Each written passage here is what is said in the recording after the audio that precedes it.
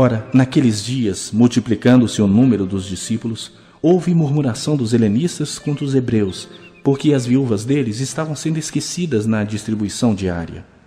Então os 12 convocaram a comunidade dos discípulos e disseram: Não é razoável que nós abandonemos a palavra de Deus para servir às mesas. Mas, irmãos, escolhei dentre vós 7 homens de boa reputação, cheios do espírito e de sabedoria, aos quais encarregaremos deste serviço. E, quanto a nós, nos consagraremos à oração e ao ministério da palavra. O parecer agradou a toda a comunidade, e elegeram Estevão, homem cheio de fé e do Espírito Santo, Filipe, Prócoro, Nicanor, Timão, Pármenas e Nicolau, prosélito de Antioquia. Apresentaram-nos perante os apóstolos, e estes, orando, lhes impuseram as mãos. Crescia a palavra de Deus, e em Jerusalém se multiplicava o número dos discípulos. Também muitíssimos sacerdotes obedeciam à fé. Bom, o tema de nossa ministração nessa noite vai ser projetado aqui. É à medida que a igreja cresce, também cresce a necessidade de liderança e estrutura. E isso é muito comum. Quem aqui já foi de uma igreja pequenininha? Eu fui de uma igreja pequenininha, então não tanto. Uma igreja pequenininha, geralmente, se tiver um pastor ou um missionário, ele faz tudo. Tudo. Ele abre a igreja, ele fecha a igreja, e faz tudo. Então, a igreja pequena tem poucas demandas. Geralmente tem só 2 salas, uma de adulto e uma de criança. E as crianças são misturadas, as idades. E é assim mesmo que a igreja pequena vive. Quando uma igreja pequena começa a dar um formato melhor, ela aí vai começar a colocar diáconos para começar a servir. E vai pegando forma, daqui a pouco vai crescendo, presbíteros, departamentos, ministérios vão surgindo. A igreja vai necessitando de uma liderança e de uma estrutura. Quando você olha para a igreja de Atos, você vê essa realidade na igreja de Atos. A igreja precisando de uma estrutura e de mais líderes. De forma tão especial, essa igreja já passava de uma grande multidão. Imagine, era uma igreja gigantesca em uma só cidade, em Jerusalém.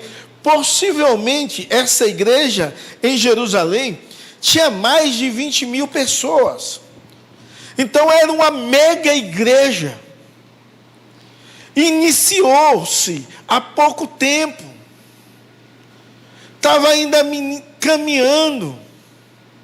Essa igreja, ela teve algumas dificuldades, ataques malignos, tentando destruir essa igreja. Por exemplo, a primeira dificuldade foi uma perseguição, que foi aumentando essa perseguição. Era uma dificuldade externa que essa igreja sofria. Mas a igreja continuou a crescer, a avançar, a ir adiante. A segunda dificuldade da qual essa igreja passou foi uma dificuldade interna. Era uma questão moral, a questão de corrupção moral em Ananias e Safira. A terceira dificuldade que essa igreja encontra é uma dificuldade narrada nesse texto.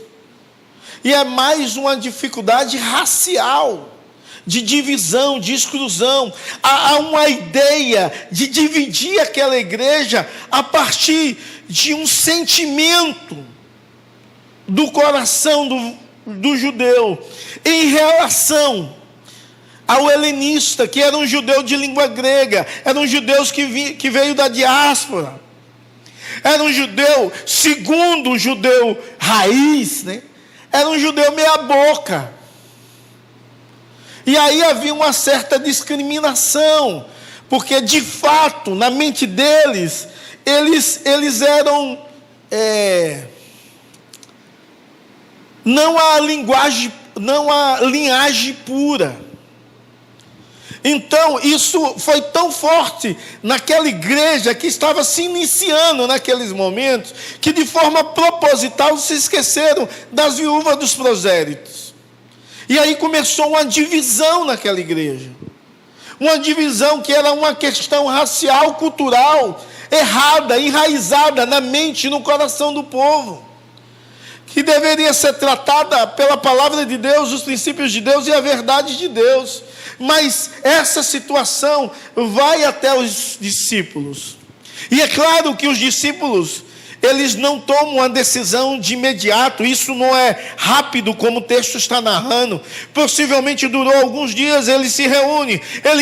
Eles entendem que aquelas dificuldades aconteciam, que havia divisões naquela igreja, aquela igreja grande que foi impactada pelo poder de Deus, ação sobrenatural de Deus, milagres acontecendo, as cidades vizinhas vinham para Jerusalém e o povo queria ser curado até pela sombra de Pedro. Então aquela igreja estava sendo impactada por um grande movimento da ação sobrenatural do Espírito Santo. Mas ao mesmo tempo, havia um costume cultural que criava uma barreira e que causava divisão no meio daquele povo. E eu fico parando e pensando, nos nossos dias, o que causa divisões? O que causa barreiras de me relacionar com meu irmão melhor, de amá-lo como ele é e aceitá-lo como ele é? Eu paro para pensar sobre isso e imagino o seguinte: a igreja, ela continua a crescer, mas o ataque do inimigo também. E algumas vezes o inimigo ataca de forma interna, causando divisões. Isso é tão mal quando nós não atentamos que o inimigo algumas vezes usa pessoas para causar divisões na igreja. Divisões que vai causar mal, que vai causar dano. Divisões que vai atrapalhar o bom andamento. Mas graças a Deus os apóstolos ali, eles se reuniram. Ele chama a assembleia e ele se reúne e de forma bem clara arruma uma solução dirigida por Deus de uma forma tão especial.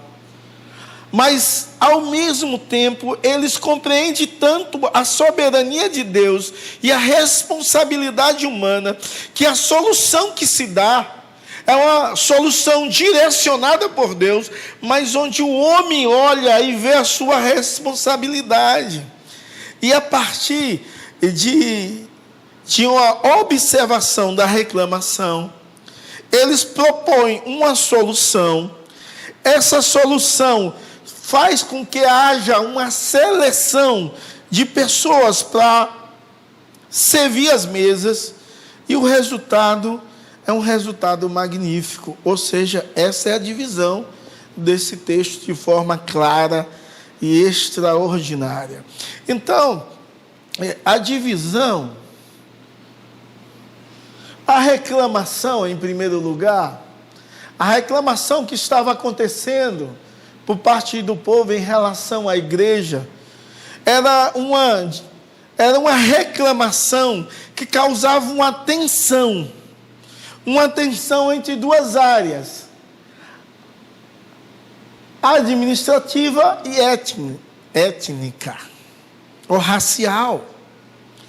Era uma divisão causada porque havia murmuração, reclamação. Verso 1, das mulheres dos helenistas, porque elas estavam sendo esquecidas na distribuição diária. E essa reclamação era uma reclamação administrativa, não era uma reclamação espiritual. Não era. Ninguém está reclamando que os discípulos estão negligenciando a presença do Espírito ou a ordem de Deus. Não. Eles estão reclamando porque na área administrativa estava sendo negligenciada o atendimento de uma parte do povo de Deus. As viúvas de língua grega estavam sendo esquecidas, e a ideia deles é que essa tensão se dá por causa de uma questão cultural e racista.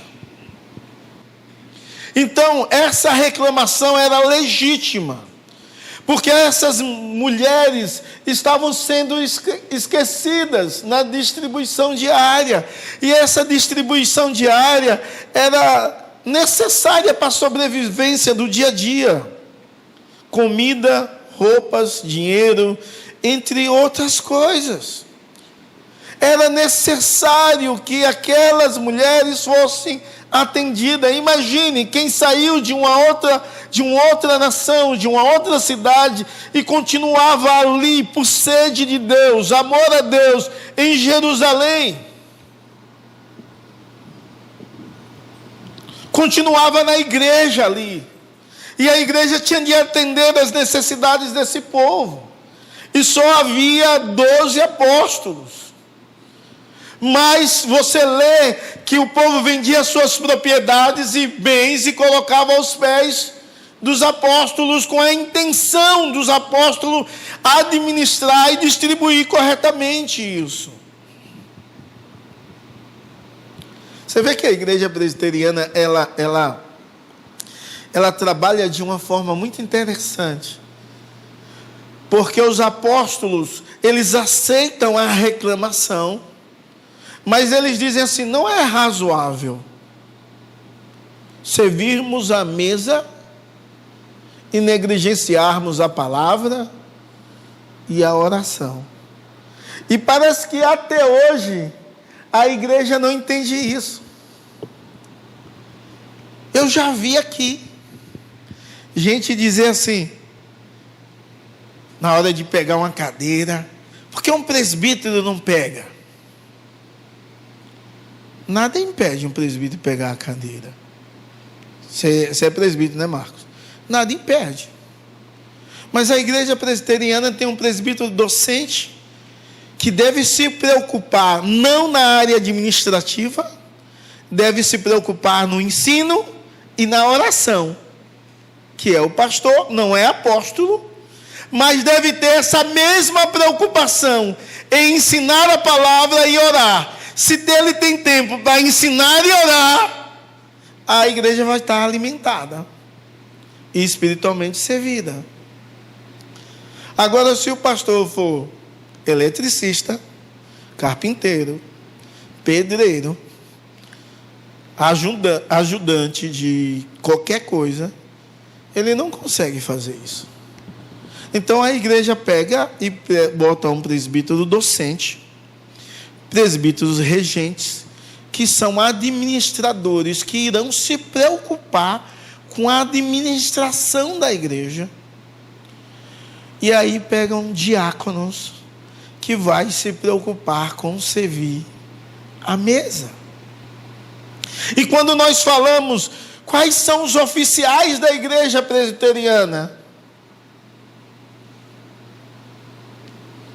a resposta os oficiais são os presbíteros, docentes e regentes, e os diáconos.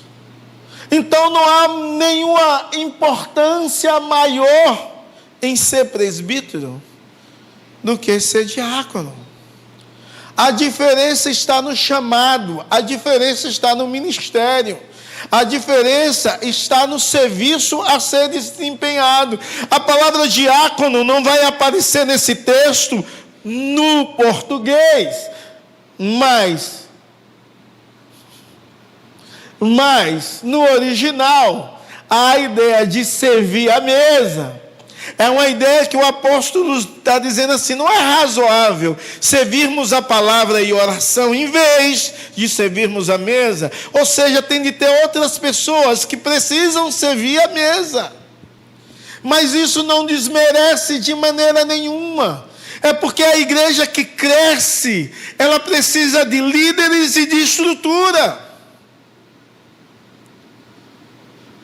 E eles tinham claramente na mente disso e no coração.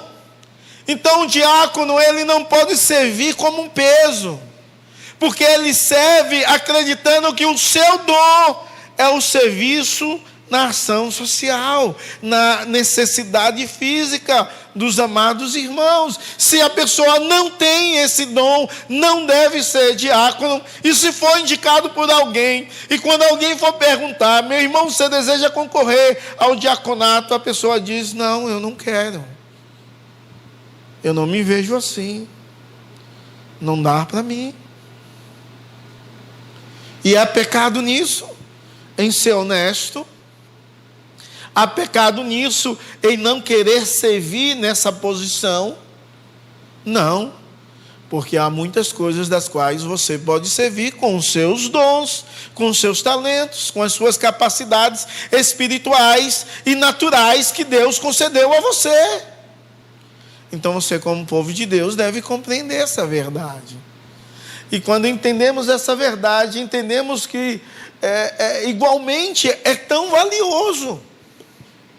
Igualmente é tão valioso ser alguém que se dedica à palavra e oração. Igualmente é tão valioso alguém que se dedica à administração da igreja. Igualmente é tão valioso alguém que se dedica ao serviço, ordem do culto e às necessidades físicas dos nossos irmãos. Então não é desmerecedor em maneira nenhuma. Então isso é algo nobre que a igreja deveria entender e viver. Aquele que tem um dom de serviço deveria servir e servir com alegria. Não servir pensando: e o outro, porque não vem aqui me ajudar a servir? Entende? Mas servir com amor. Porque entende que Deus chamou para esse serviço. E essa falta de compreensão é tão grande. É necessário entender que à medida que a igreja cresce, cresce também a necessidade de liderança e de estrutura. Então, quando a igreja está deficiente na área de liderança e de estrutura, com certeza há reclamação por uma série de empecilhos. Acontecem reclamações, mas é importante achar sempre uma solução. E o texto continua, e eu chamo a sua atenção para você atentar para os versos 2 ao 4, que os 2 ao 4 vai falar de forma bem clara a solução que é proposta pelos apóstolos. É interessante que alguém vem fazer a reclamação e a solução está na seguinte: escolha 7 candidatos qualificados para esse trabalho. E Deus, na sua infinita bondade, dirige os apóstolos para falar da qualificação. Qual é? Boa reputação, cheio do Espírito e cheio de sabedoria. Ou seja, verso 3, tem de ser alguém que tenha bom testemunho, mas tem de ser alguém que seja cheio do Espírito Santo. E a ideia de ser cheio do Espírito Santo é uma manifestação da presença do Espírito Santo na vida da pessoa, de tal forma que o amor, a alegria, a paz, a paciência, a amabilidade, a bondade, a mansidão, a fidelidade e o domínio próprio é muito evidenciado na vida do indivíduo, que é cheio do Espírito Santo, que é alguém cheio de sabedoria. E precisamos de diáconos cheio de sabedoria, para quando as crianças correm no culto, ter sabedoria para falar com os pais, ter sabedoria para falar com as crianças. E algumas vezes falta sabedoria no trato, falta um jeito bem comum de tratar, de falar ao irmão que está conversando alto no culto: meu irmão, por favor, lá fora você conversa. Os irmãos que gostam de conversar lá fora, dizer: aqui não é o lugar, entra para o culto. cheio de sabedoria. Aqueles que ouvem também vai e entende que há uma autoridade espiritual naquele indivíduo que foi escolhido e qualificado por Deus para esse trabalho. Para esse trabalho tão importante.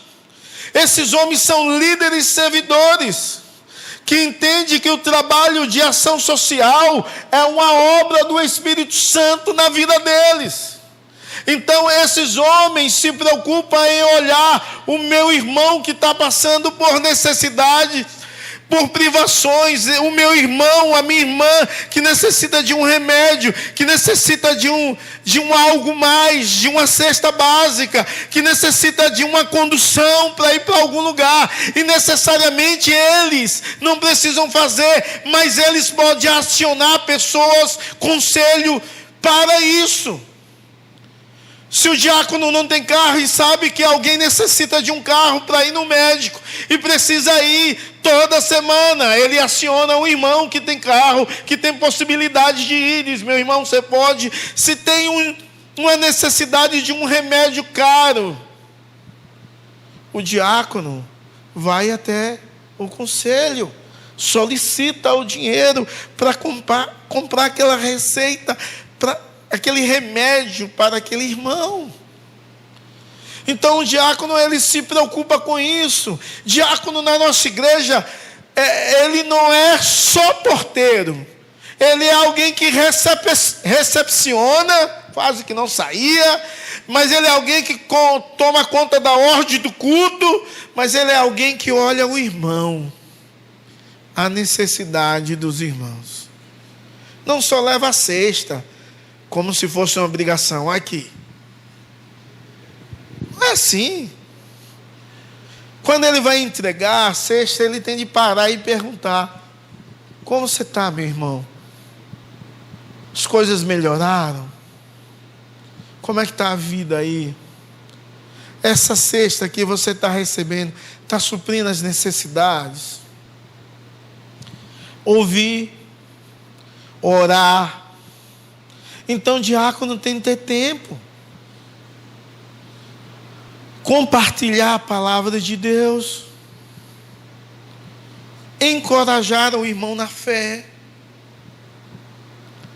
Sabe, isso é papel do diácono. Agora o diácono que vem para a igreja: hoje eu tenho de ir mais cedo, que eu tenho de abrir o culto. Não devia ser diácono. Porque isso não pode ser um fardo. Tem de ser um trabalho por amor, por alegria, por devoção. Tem de entender que você não está fazendo para homens, você está fazendo para Deus e para a glória de Deus. Essa compreensão tem de estar muito, muito forte na mente e no coração. Há uma outra dificuldade. Quando a igreja olha e vê homens cheios de fé, do Espírito Santo, de sabedoria, de bom testemunho. Mas quando chega diácono, perde a espiritualidade, porque muitas vezes perde a prática de cultuar. Passa 4 anos, o cara que era cheio do Espírito Santo é um carnal, está no tutano. Perde a prática de cultuar. Diácono tem de ouvir a palavra de Deus, nutrir uma vida devocional, e na hora que ele não está exercendo o diaconato, ele senta, mas se precisar de alguma coisa, ele faz, mas ele sente prazer em cultuar a Deus. Se ele está na porta e a oração, ele ora de olho aberto. Mas ele ora, está ali: meu Deus, glória a Deus, abençoe, orando e vigiando, ver se o malandro quer entrar na igreja, mas ele está em sintonia com Deus. Agora, diáconos não assistem culto mais. Como vai manter uma espiritualidade? Talvez foi escolhido um homem no padrão, nas qualificações, mas perdeu.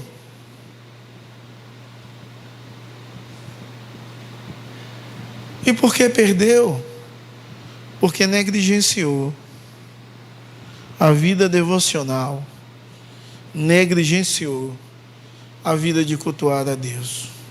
Isso é difícil. Isso é muito complicado. Porque Deus deseja que aqueles homens que são escolhidos sejam e continuem cheios do Espírito Santo, de sabedoria, e continuem dando bom testemunho, e acima de tudo sendo amigos de Deus. E Deus usa os diáconos nas suas diversas formas possível. Eu citei algumas das quais a igreja presbiteriana e nossa igreja usa. Mas os diáconos aqui escolhidos para servir à mesa, você pode ver a história de Estevão. Estevão virou um grande pregador e morreu pregando. A pregação de Estevão foi para o Antigo Testamento e veio e apontou a Cristo. Lindo.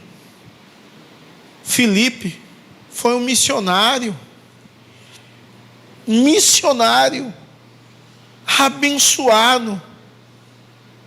Que homem extraordinário, um diácono, que era um missionário, que Deus o tomou de um lugar e fez ele aparecer em outro.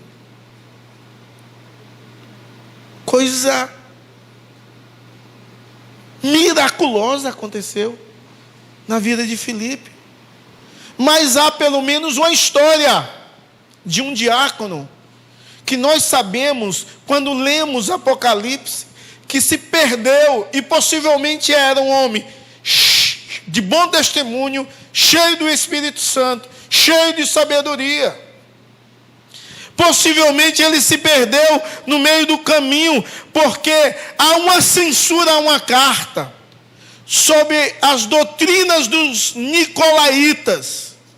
E é um diácono chamado Nicolau, que começou a perverter a igreja, porque se desviou dos princípios de Deus e da verdade de Deus.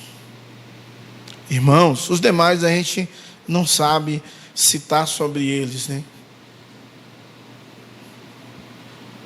Mas podemos ver que quem está em pé, cuide para que não caia.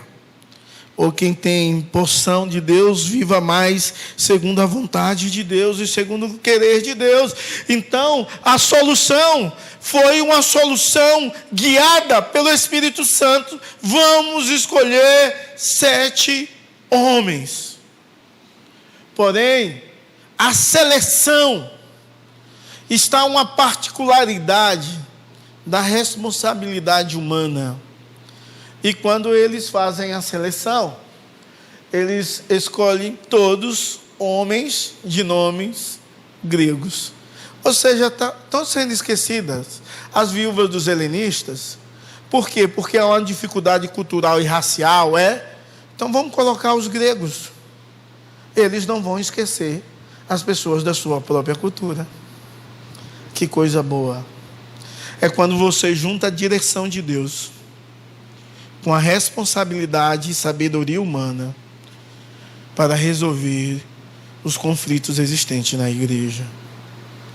E isso é tão claro e tão extraordinário, porque quando você vê Moisés, um homem que falava com Deus, a Bíblia diz que face a face com Deus, e Moisés atendia o povo, deixava o povo o dia inteiro no sol quente.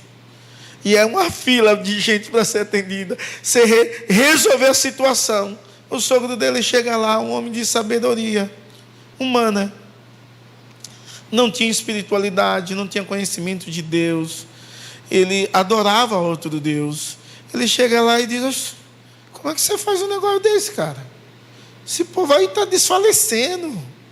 Coloca líderes sobre eles, líderes sobre 100, líderes sobre 50, e dá uma ideia fantástica.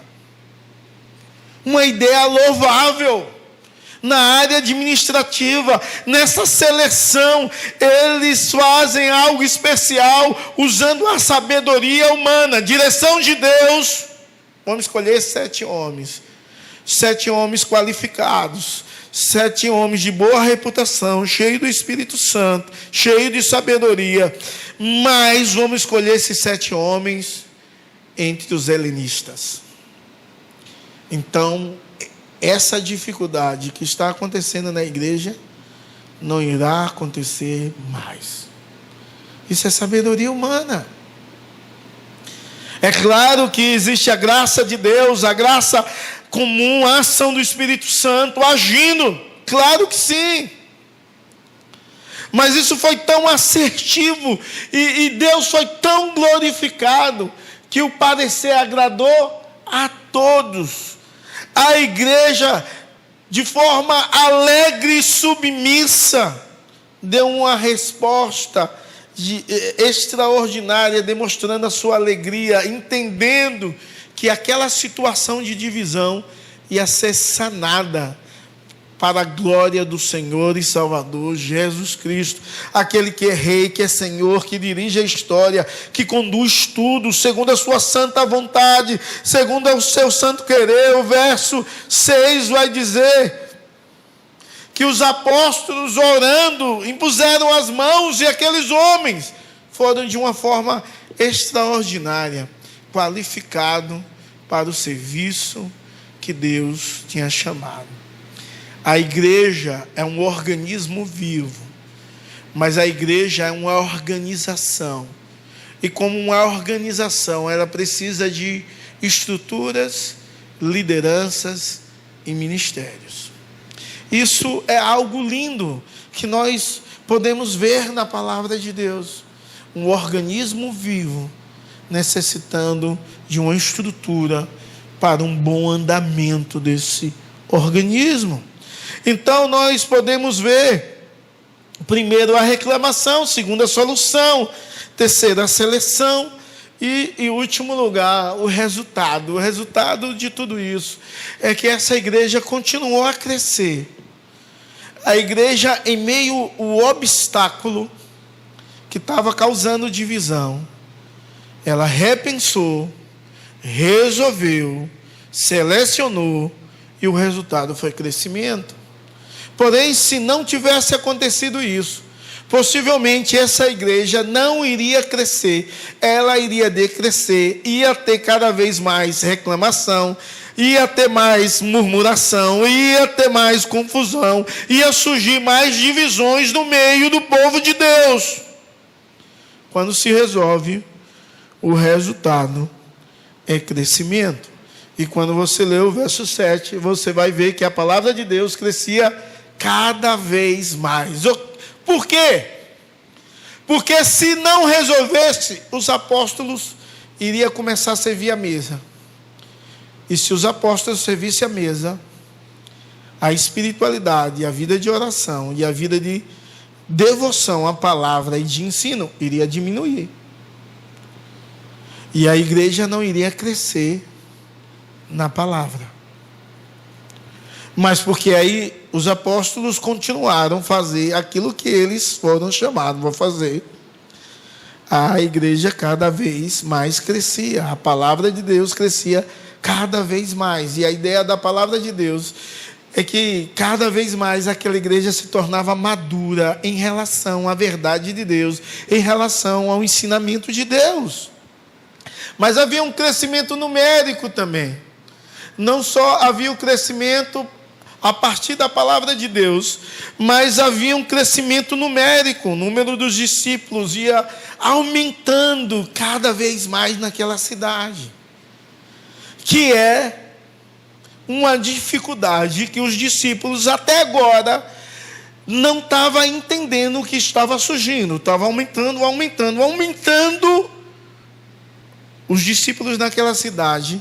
Mas Atos 1:8, a ideia era que eles iam receber poder ao descer o Espírito Santo, e eles seriam testemunhas em Jerusalém, em toda a Judeia, Samaria e até os confins da terra. Imagine, possivelmente uma igreja com 30.000 pessoas, porque eu falei de 20, ela ia crescendo cada vez mais. Imagine uma igreja desse tamanho aqui na nossa cidade. A maior igreja dessa cidade, possivelmente templo visível, é o Palavra de Vida, que cabe umas 2.000 pessoas. Se for 20.000, seria 10 vezes mais aquele tamanho. Se for 30.000 pessoas, você poderia pensar qual era o tamanho da igreja. Se a gente for pegar no litoral, no nosso presbitério, a Igreja Presbiteriana do Brasil, em Cubatão, Santos, Bertioga, São Vicente, não chega a 3.000 membros maiores. Meus amados irmãos, essa igreja, ela crescia na palavra e ela crescia nos discípulos. Talvez a nossa igreja busque estudar e se alimentar da palavra, mas tem esquecido do serviço, de evangelizar, de anunciar. O esquecimento dos discípulos foi entender que a missão seria aquela cidade. Por isso que Deus dá uma provocação imensa. Depois de você continuar a ler o texto, você vai ver isso. Talvez os nossos defeitos é ser uma igreja em si mesmada.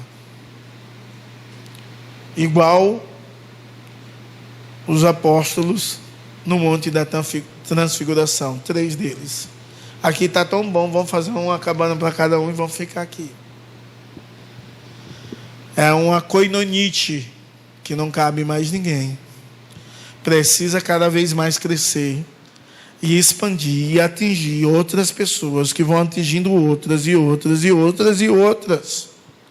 É interessante também que essa igreja não só crescia com a população, mas ela crescia com gente do Sinédrio. E muitos dos sacerdotes, verso 7, está tudo isso aí, obedeciam à fé. Ela crescia com líderes. Pessoas que eram líderes do judeu. Pessoas que faziam parte do Sinédrio. Ia se convertendo, ia se achegando, ia se aproximando. A igreja estava causando impacto em todas as áreas e esferas do povo. A igreja do Senhor Jesus Cristo, ela tem de ter como resultado crescimento na palavra, crescimento numérico e crescimento em alcance em todos os níveis sociais, intelectuais e raciais. E isso acontecia. Por quê? Porque esse povo era direcionado pelo poder e o nome do Senhor Jesus. À medida que a igreja cresce, cresce também a necessidade de líderes e de estrutura. O que você precisa mudar como crente? Quais são as suas tensões que te impedem de servir? Quais as suas tensões que têm te levado a murmurar em vez de adorar e servir com alegria? Você precisa fazer um diagnóstico de você como igreja. Buscar uma solução em Deus. Entender que Deus deseja que você sirva e sirva com alegria. E não há nenhum serviço espiritual menor que outro. Porque no reino de Deus não há lugar para segundo lugar. Todos são primeiro. Não há lugar para ninguém ser maior do que outro. Todos são iguais. E você faz parte desse reino, onde há igualdade, onde deve haver amor, onde deve haver fé, sabedoria e direção de Deus. Que Deus te abençoe em nome de Jesus e para a glória do Senhor. Amém? Vamos orar? Senhor Deus, nós te louvamos e te agradecemos pela tua bondade, poder, direção e cuidado. Obrigado porque o Senhor é o Deus da igreja. E muitas vezes a nossa mente, a nossa visão está ofuscada. Não conseguimos entender direito o que o Senhor deseja. Algumas vezes ficamos conformados, ó Deus, com as situações que estamos. Algumas vezes estamos em uma zona de conforto e não queremos sair dela, porque não queremos servir, nem se machucar e nem tomar pedrada de ninguém. Tem misericórdia, ó Deus, porque o Senhor chama o teu povo para servir e servir com alegria, para a glória, louvor, adoração e glorificação do teu nome. O Senhor que chamou cada um e distribuir os seus dons no meio do teu povo. Que eles venham servir com os seus dons, os quais, ó Deus, o Senhor tem derramado sobre a vida deles. Que eles possam viver e viver para a glória e louvor do teu nome em Cristo Jesus. Amém.